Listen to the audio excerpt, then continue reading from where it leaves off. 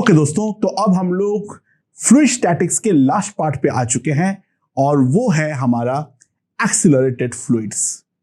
अगर फ्लूइड को मैं एक सर्टेन एक्सिलरेशन से मूव कराऊं तो इन दैट केस फ्लूइड के सरफेस पे क्या इफेक्ट पड़ता है, इसके बारे में अब हम लोग थोड़ा सा चर्चा करना चालू करेंगे। Let's see a very simple case. ठीक है, अच्छा, not to be confuse with fluid dynamics here, क्योंकि फ्लूइड डायनामिक्स में तो पार्टिकल्स जो है वो एक ट्यूब के थ्रू फ्लो करता है। यहां पर हमारा फ्लूइड जो है वो हमारा अल्टीमेटली इक्विलिब्रियम पोजीशन पे रेस्ट पर ही होगा, फ्लूइड फ्लो नहीं कर रहा है। ठीक है ना, तो फ्लूइड स्टैटिक्स के जो भी प्रॉपर्टीज है वो सारे के सारे हमारा वैलिड है। तो ये है, मान लो हमारे पास एक कंटेनर और ये वाले कंटेनर का ये हमारा एक स्मूथ सरफेस के ऊपर रखा हुआ है लाइक दिस। मैं अब यहां पर ये वाले कंटेनर को एक्सीलरेशन ए से मूव करवा रहा हूं। ठीक है, और जब मैंने एक्सीलरेशन ए से मूव करवाया तब मैंने ऑब्जर्व किया जो मेरा फ्लूइड का सरफेस है वो इक्विलिब्रियम में इस तरीके का एक सरफेस बना के बैठ गया है। ठीक है, तो सवाल यह है, यहां पर अगर मैं जो एंगल बन रहा है इक्विलिब्रियम पे वो अगर हमारा थीटा है, जी हमारा इस डायरेक्शन में है, देन फाइंड थीटा। ठीक है, ये चीज हमें निकालनी है। तो ये निकालने का दो तरीका होता है। तो सबसे पहले हम मेथड 1 के बारे में बातचीत करेंगे। दोनों मेथड का इंपॉर्टेंस है, ऐसा नहीं है जो दोनों में से कोई एक मेथड करने पर हमारा काम निकल जाएगा। ओके दोस्तों, तो पहला मेथड देखो, हम लोग इसको किस तरीके से अप्रोच कर रहे हैं, लेट्स सी। तो ये है हमारा कंटेनर। ठीक है, अरे container by the way sufficiently long है, यानी यहां पर फ्लूइड जो है वो हमारा बाहर नहीं निकल जा रहा है, वो टेंशन मत लेना।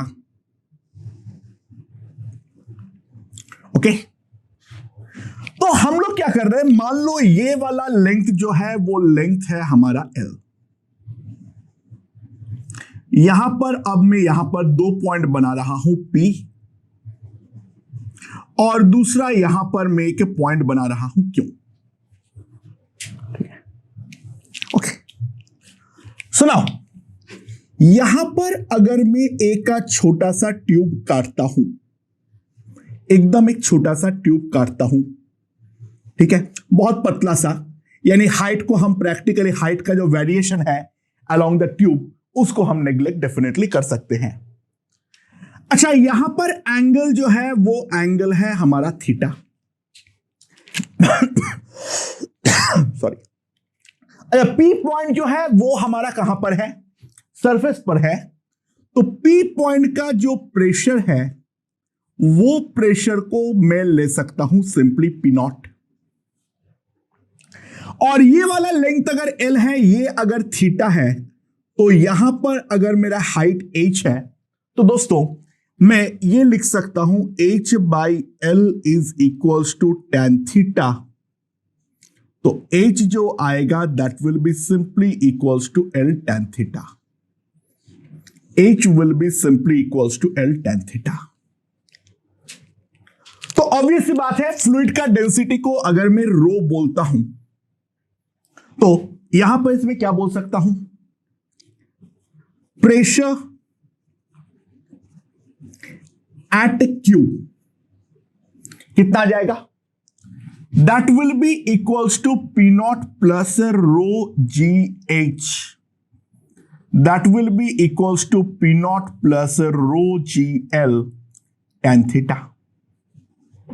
तो P पॉइंट का प्रेशर अगर P नॉट है तो Q पॉइंट का प्रेशर जो है that will be simply equals to P not plus rho ji L into tan theta. ठीक है, नाउ अब यहां पर जो मैं पतला सा ट्यूब काटा हूं, ये वाला ट्यूब का फ्री बॉडी डायग्राम ड्रॉ करता हूं। तो दोस्तों लेफ्ट हैंड साइड का जो प्रेशर है वो है हमारा P नॉट।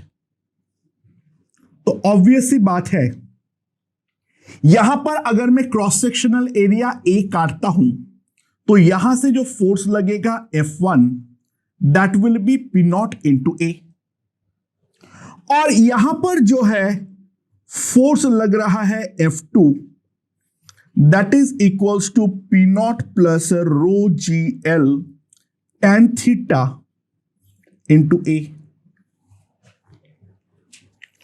अब यहां पर एक्सीलरेशन जो है that acceleration is equals to a. तो दोस्तों यहां पर जो मेरा मास है, ये मास m में क्या बोल सकता हूं, that will be equals to volume LA into rho. So net force F2 minus F1 is equals to mass into acceleration. अच्छा, F2 माइनस F1 अगर मैं निकालूं that will be rho ji L A tan theta and mass into acceleration rho LA into small a.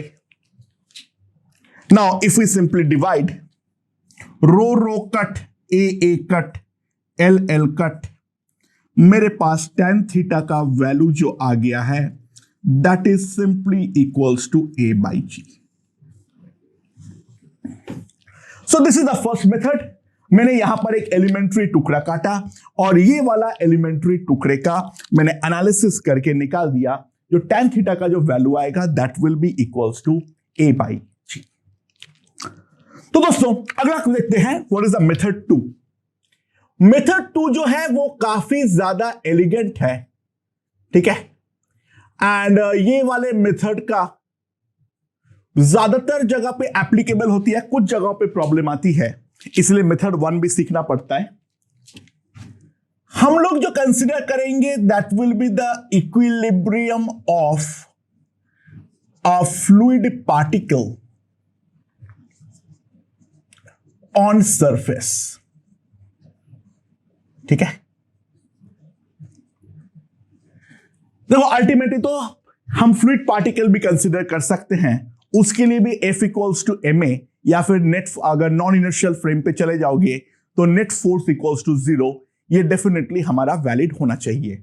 वो depend करता है तुम pseudo force use कर रहे हो या फिर तुम ग्राउंड फ्रेम में एनालाइज कर रहे हो, उसके अकॉर्डिंग या तो इक्विलिब्रियम आएगा या तो हमारे पास फोर्स इक्वेशन आएगा, दैट डजंट मैटर, वो हम जानते हैं बोथ आर एसेंशियली सेम। तो this is the container.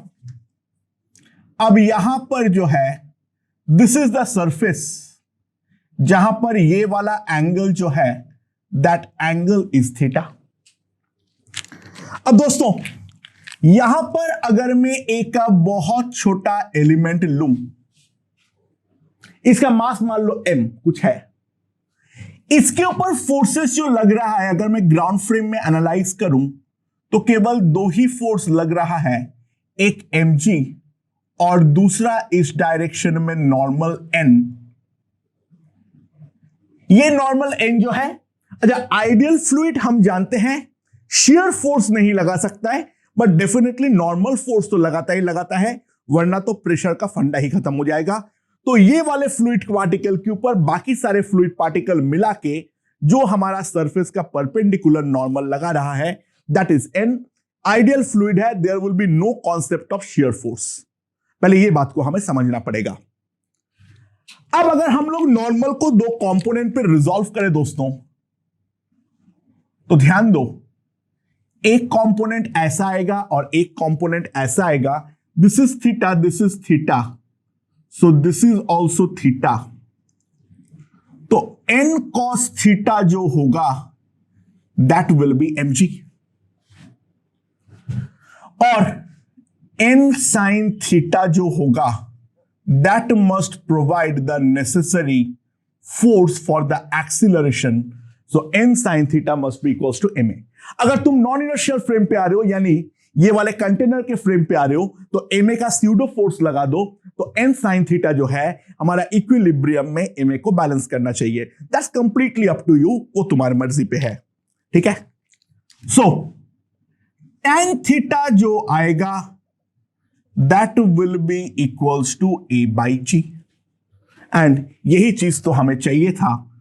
With the help of simple balance of forces हम लोग जो ये वाला इक्वेशन है यहां पर पहुंच चुके हैं।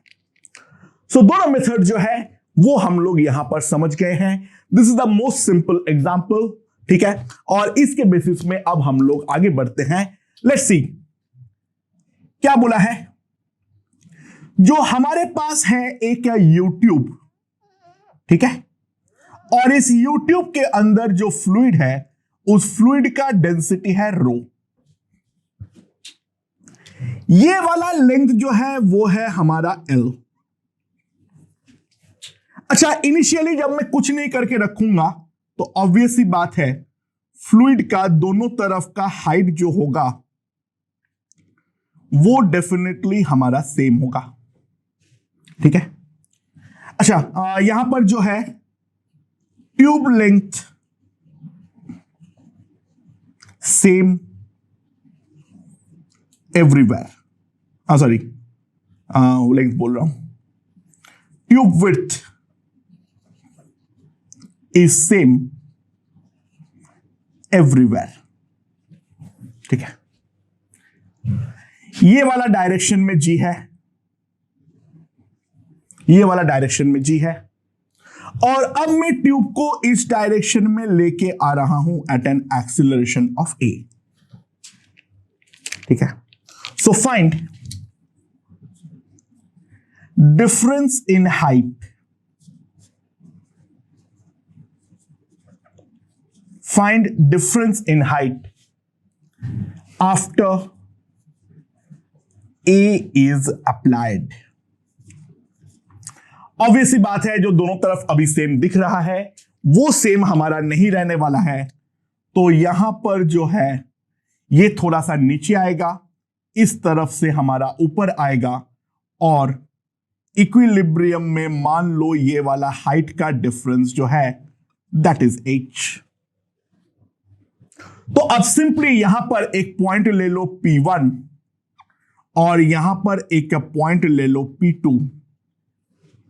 तो we can clearly see that P2 minus P1 will be equals to rho G into H। P2 minus P1 will be simply equals to rho G into H। And ये जो प्रेशर डिफरेंस है वो नीचे वाले part को अब हमारा आगे मूव कराने में इस्तेमाल होगा। तो P2 minus P1 into A must be equals to the mass into acceleration, so that will be rho L A into small a। So what we get is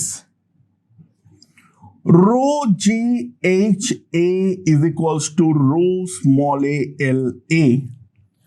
तो अब मेरे पास ये आएगा रो रो गॉन, ए गॉन, तो मेरे पास आ जाएगा जो H होगा that will B A by G into L। So that will be the difference in height in both the limbs. अच्छा, इस प्रोफाइल का और भी क्वेश्चंस हो सकते हैं। लेट्स सी, एक सिंपल एप्लीकेशन देखते हैं। यहां पर मेरे पास एक यूट्यूब है, ठीक है, और ये वाले यूट्यूब में क्या होगा, अगर मैं ध्यान दूं, वैसे ही डेंसिटी रो का है, लिक्विड भरा हुआ है, यहां का लेंथ है L, और अब मैं कोई भी एक साइड को जो है वो बना लेता हूं एक्सिस, और ये एक्सिस के अबाउट में ऐसे ओमेगा नॉट के साथ इसको गोल गोल घुमाता हूं। तो ऑब्जर्वेशन ये है, जो फाइनली जब इक्विलिब्रियम सेट हुआ है तो यहां पर जो है फ्लूइड इस तरफ का लेफ्ट वाले लिम्ब पे डेफिनेटली कम है और राइट वाले लिम्ब पे ज्यादा है। तो यहां पर इक्विलिब्रियम में दोनों साइड के बीच में जो हाइट डिफरेंस होगा, तो हमारा सवाल यह है सिंपल फाइंड H। तो हम लोग अगेन सेम काम करेंगे, सेम हॉराइजेंटल लेवल पे 2 पॉइंट्स ले लेंगे। तो यहां पर जो मेरा पॉइंट है, ये वाला पॉइंट को अगर मैं P1 बोलता हूं तो ये वाला पॉइंट जो होगा वो हमारा P2 होगा। सो P2 minus P1 will be simply equals to rho G into H। अब अगर मैं फोर्स के बारे में देखूं, P2 minus P1 into A must provide necessary centripetal force for the motion। जो मेरा हॉराइजेंटल ट्यूब है, उस हॉराइजेंटल ट्यूब के सेंट्रीपेटल फोर्स का जितना रिक्वायरमेंट होगा वही तो मेरा P2 माइनस P1 इंटू ए प्रोवाइड करेगा। तो दोस्तों, अगर मैं यहां पे हॉराइजेंटल ट्यूब के बारे में देखूं तो लेफ्ट वाला एंड पे तो प्रेशर लग रहा है P1 और यही मेरा एक्सिस है। तो at a distance of x from here एक का छोटा सा टुकड़ा काट लो of thickness dx। Cross sectional area मेरा डेफिनेटली A है जो मैं लिया हूं, तो dm जो होगा that will be equals to rho A into dx। तो मेरा जो फोर्स होगा dF that will be equals to dm omega square x, तो rho A omega square into x dx। तो जो मेरा नेट फोर्स आएगा F, जो रिक्वायर्ड सेंट्रीपेटल है, that will be rho A omega square integral x dx, the integrated from 0 to L, तो rho A omega square L square by 2। ठीक है, rho A omega square L square by 2 and that must provide the necessary force.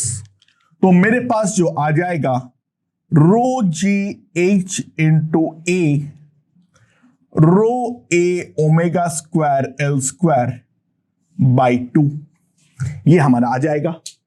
And now if I cut rho gone, A gone, तो H जो आएगा that will be simply omega square L square by 2G।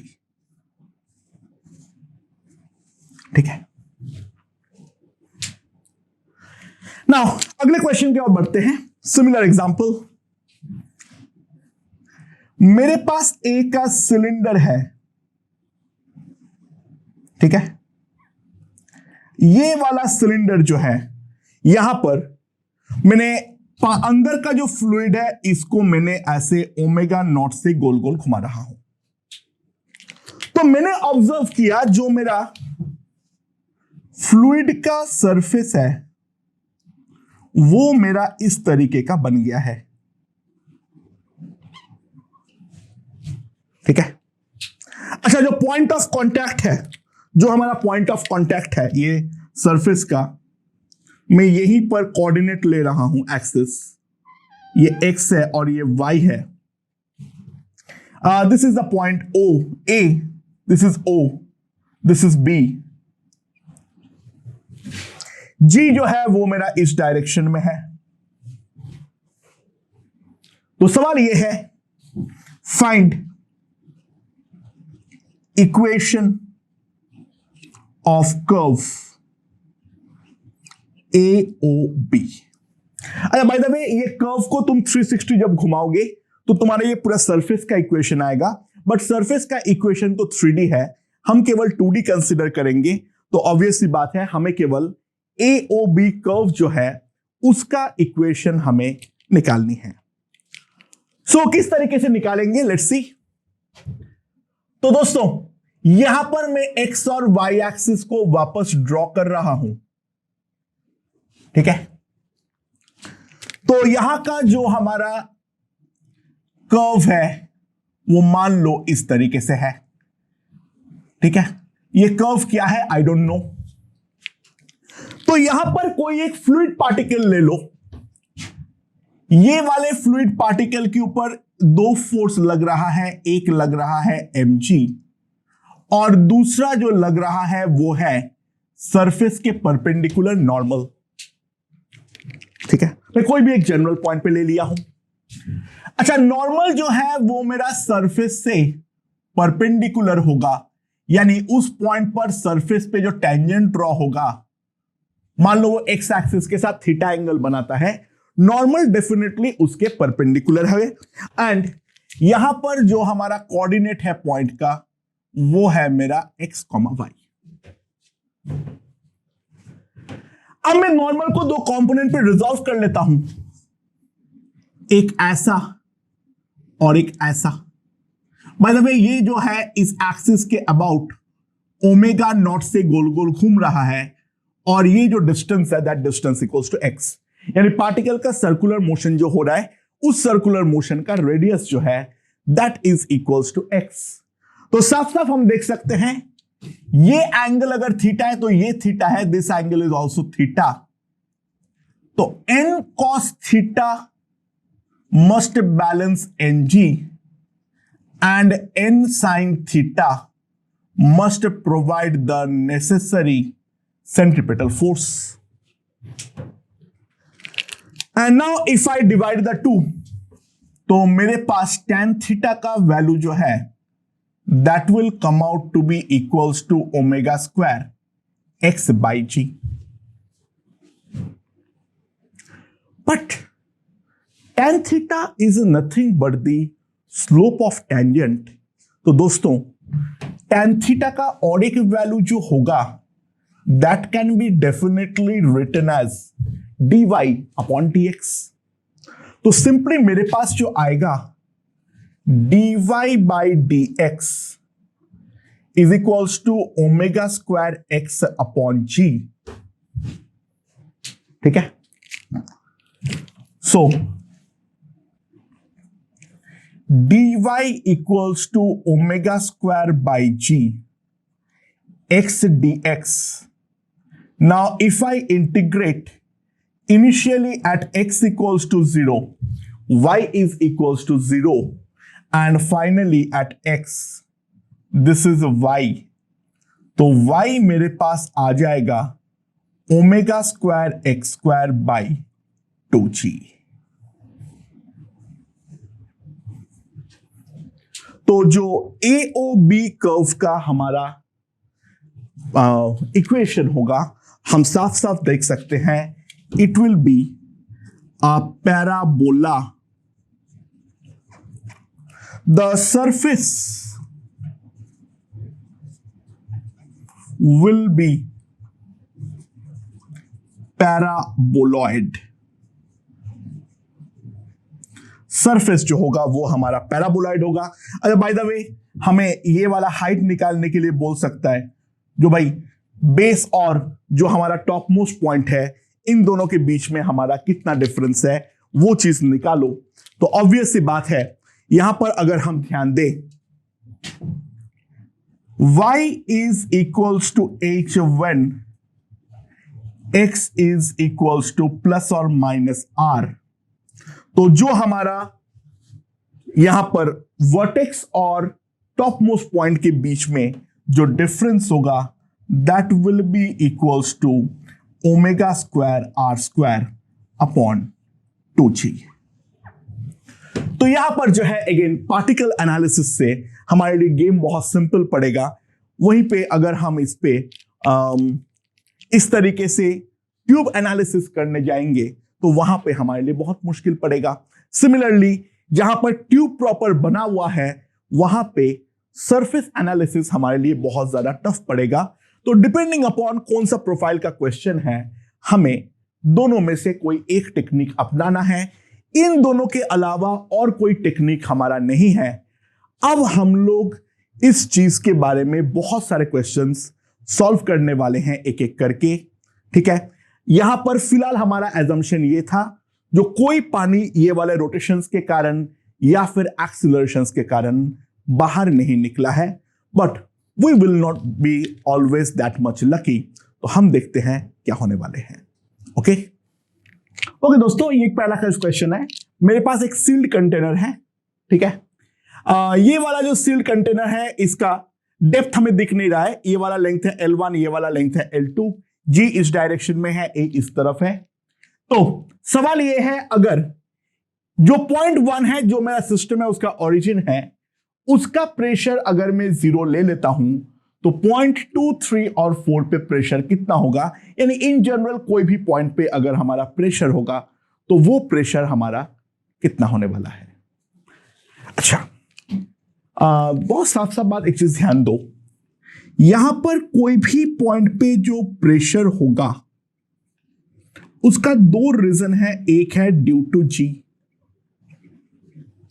और दूसरा जो है वो है due to A.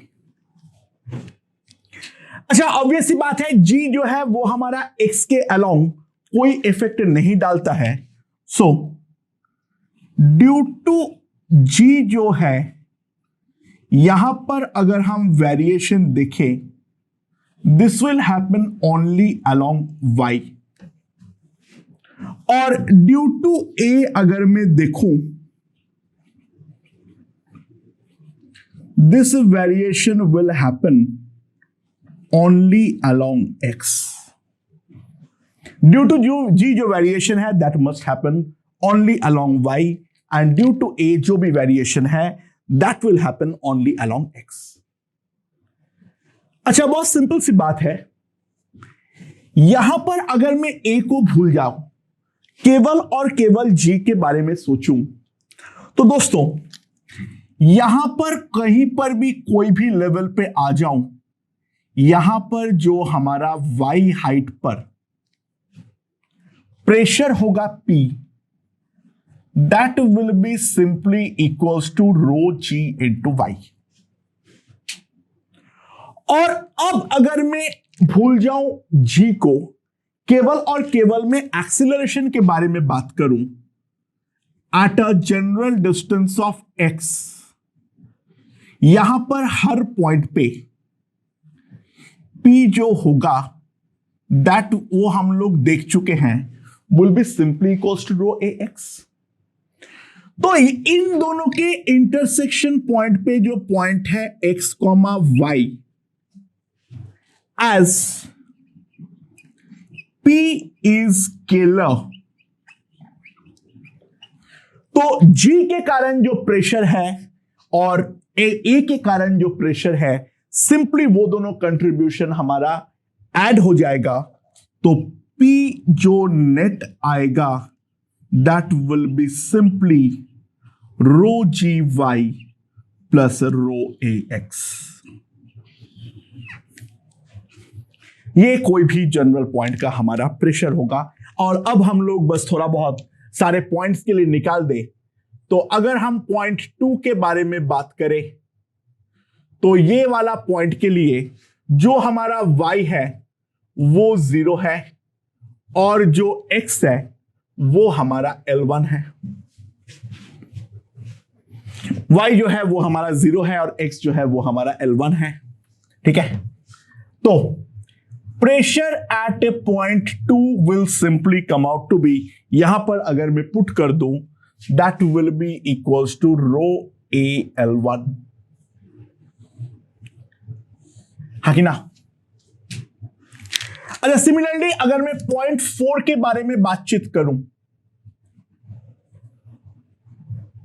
Point 4 में क्या होगा, y इक्वल्स टू L2।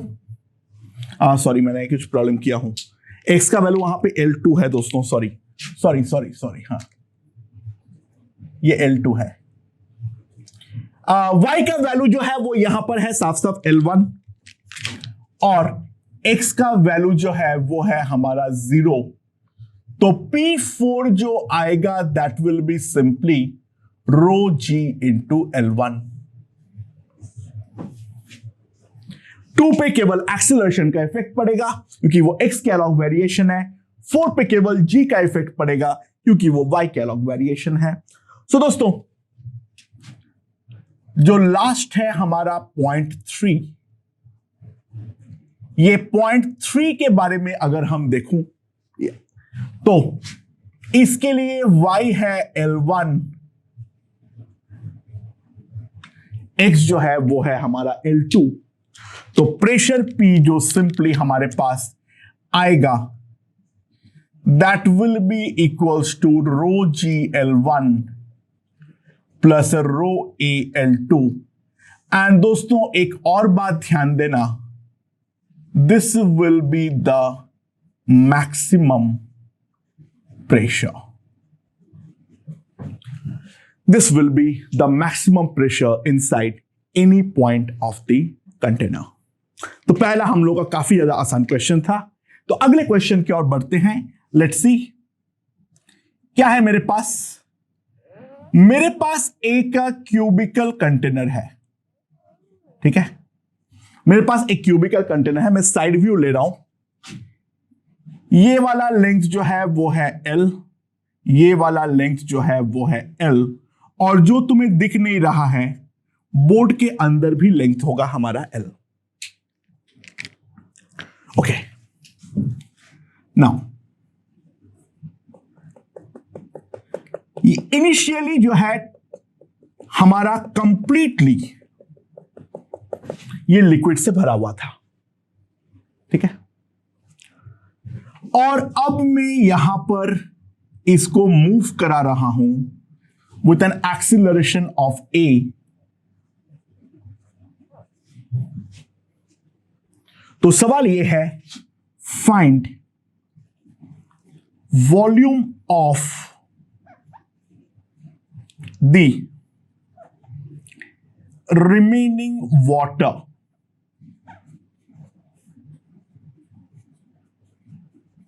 जब मैं इसको एक्सेलरेशन ए से मूव करवा रहा हूं और ये वाला एंड ओपन है, तो ऑब्वियसली बात है मैं जैसे ही मूव कराऊंगा तो तुरंत पीछे से जो है मेरा पानी निकलना चालू हो जाएगा। सो किस तरीके से होगा यहां पर गेम, पहले उस बात को समझते हैं। अच्छा, यहां पर सबसे पहले ध्यान देना, दो पॉसिबिलिटीज है। समझना क्या है, मैं पहला पॉसिबिलिटी बना रहा हूं, तब तक तुम लोग दूसरा पॉसिबिलिटी सोचो। सबसे पहले जो केस है हमारा, जो हमने सिंपल बनाए थे, यानी पानी हमारा यहां से बाहर निकला और यहां पर फाइनली जो हमारा थीटा है वो थीटा बना के बैठ गया। यानी एक्सीलरेशन बहुत ज्यादा नहीं है, थोड़ा सा पानी निकला और उसके बाद जो ये वाला इक्विलिब्रियम हुआ, तो यहां पर इक्विलिब्रियम जो है वो हमारा सेटअप हो गया। अच्छा, tan थीटा का value I know is equals to a by g. tan theta का वैल्यू जो है वो हम जानते हैं a बाई जी। समझ में आया? सुनाओ, ये वाला लेंथ अगर L है तो ये वाला लेंथ जो होगा that is L tan theta. So ये वाला लेंथ जो होगा that is L into 1 minus tan theta. ये अगर L tan थीटा है तो ये भी ऑटोमेटिकली हो जाएगा L into 1 minus tan theta. तो साफ साफ ध्यान दो, जो यहां का सरफेस हमारा बन रहा है दैट इज अ ट्रेपीजियम, तो उसका एरिया जो होगा हाफ इंटू L इंटू दोनों पैरेलल साइड का लेंथ का सम। कितना आएगा मेरे पास, कितना आएगा इन दोनों का लेंथ का अगर मैं सम करूं, so this length is L, this length is L into 1 minus tan theta. So this will be equals to 2L minus L tan theta. That is the area. So that will be equals to L square by 2 minus tan theta. ये हमारा area है। सो जो हमारा volume होगा, जो हमारा बचा हुआ वॉल्यूम होगा, वो सिंपली कितना होगा, L into this area, so that will be equals to L cube by 2 into 2 minus tan theta, that is equals to 2 minus A by G. So this is the amount of volume left. Okay? और ये analysis तब तक सही है जब तक ना, देखो जैसे जैसे मैं ए को बढ़ाऊंगा ये मेरा और नीचा होता रहेगा, होता रहेगा, होता रहेगा, होता रहेगा। ऐसे होते होते होते होते we are considering the limiting case, जहां पर सिंपल सी बात है, हमारा ऊपर का सरफेस जस्ट ये वाला कॉर्नर को टच कर जाए। मतलब क्या है, यहां से ये वाला कॉर्नर को जो है वो कॉर्नर को हमारा जस्ट टच कर जाए। Now this is L, this is L, so theta is equals to 45 degree. तो ये वाला केस होगा जहां पे A इक्वल्स टू G होगा। Now this is L, this is L, तो वॉल्यूम लेफ्ट जो होगा ये अंदर का L इंटू ये वाले ट्रायंगल का एरिया जो दिख रहा है, that will be equals to L square by 2। तो आधा वॉल्यूम हमारा बाहर निकल जाएगा और आधा वॉल्यूम जो है वो हमारा रह जाएगा। ठीक है, बट अब अगर मैं एक्सीलरेशन को और बढ़ाऊं तो इन दैट केस ये वाले सरफेस से कंप्लीटली वो अपना कांटेक्ट को छोड़ डालेगा, और कांटेक्ट को छोड़ने के बाद अगर मैं यहां पर देखूं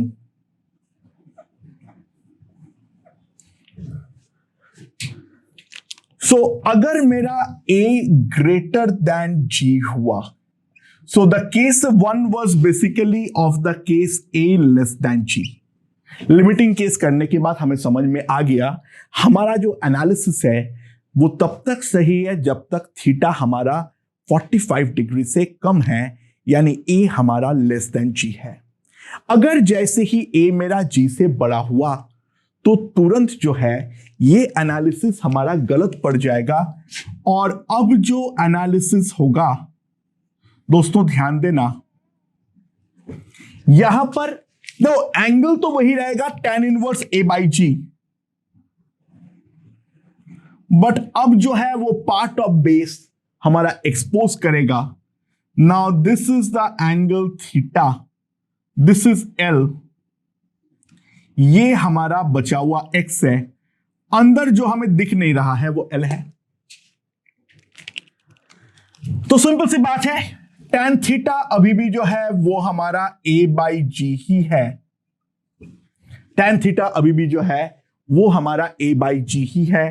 सो L by X equals to tan theta यानी A बाई G, तो X जो आएगा that will be LG upon A। ठीक है, सो अब मैं क्या लिख सकता हूं, यहां पर मैं ये लिख सकता हूं जो एरिया जो होगा that will be equals to half L into X, so that will be equals to L square by 2 into G by A। So volume left, जो हमारा वॉल्यूम बचा हुआ होगा that will equals to L into this area, L square by 2 into G by A, that is L cube by 2 into G by A। So ये है हमारा सारे के सारे केसेस। मेरे ख्याल से हमें ये समझ में आ चुका है हमें किस तरीके से इसको डील करना है। ठीक है, तो एक बार पूरा फॉर्मलाइज कर दे रहा हूं। तो जो वॉल्यूम लेफ्ट है L cube by 2, 2 minus G by A is less than G, L cube by 2 जहां पे A इक्वल्स टू G और L cube by 2 into G by A, sorry यहां पे A by G था, sorry, जहां पे A हमारा greater than G है. So that is the volume left in all possible cases.